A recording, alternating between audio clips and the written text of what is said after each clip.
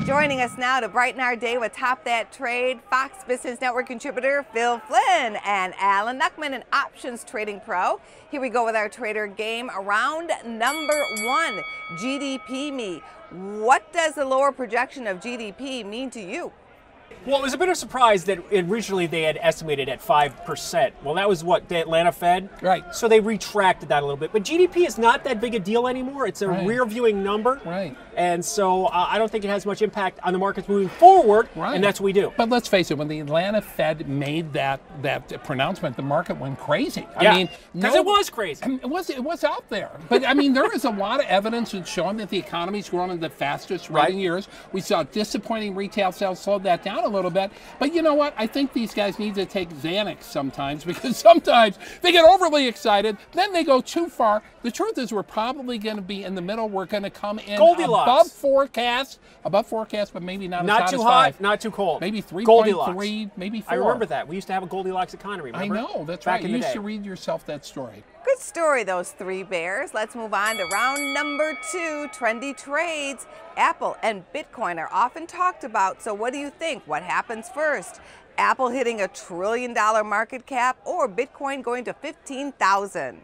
I mean, is that a good question? I don't even know. I mean, everybody's going to say Apple, $1 trillion. Bitcoin has fallen on some hard times recently. There's been a lot of regular. It is making a comeback. It bounced off 7,500, so the trend looks up. So it looks like it's getting a little bit better. And think about all the bad news that Bitcoin's had, and they still couldn't bury it. So I'm optimistic because of not so much how the stock's been. The Bitcoin's been acting, but how it's not reacting to some of these things that have been totally negative. And looking at Apple, we did make new highs in Apple just a week or so ago.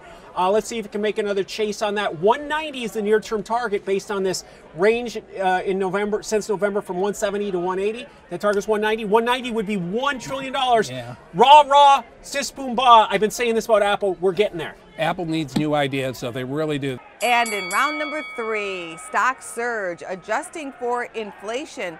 Tech highs this week are actually above the highs of the year 2000. Does that scare you? And what tech stock do you like here? Cisco. That's what I was going to say. Cisco. That's what Cisco was the #1 market cap company in 2000. I just read that the other day. That's crazy.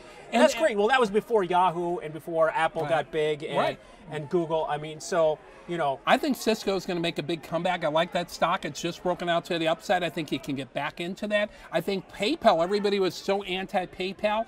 You know, they've made that acquisition, of course, that the millennials love that. What is it called? Ventra or something, where they can pay each other. But that stock is looking very good. Kids don't give cash to each other. They just click it to each other. Isn't that amazing? I'm telling you. Everything. Like a dinner, they'll just divide it up into 5 and they'll just start clicking and everybody gets their money. Exactly. And our bonus round question for today, spring is here, so let's see if you can spot the phony ticker. Is it FLW for flower, rain, bud, or sun? Well, obviously, bud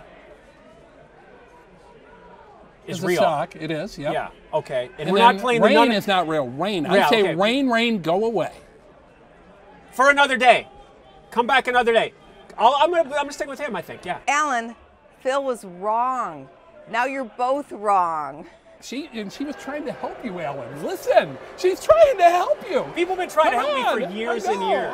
The correct answer was FLWR. It's a phony ticker. I want this. I want Top That Trade investigated for bias on this contest. There you go. This is the biggest thing since the $64,000 question Try fiasco. to feed me the answers. There you go.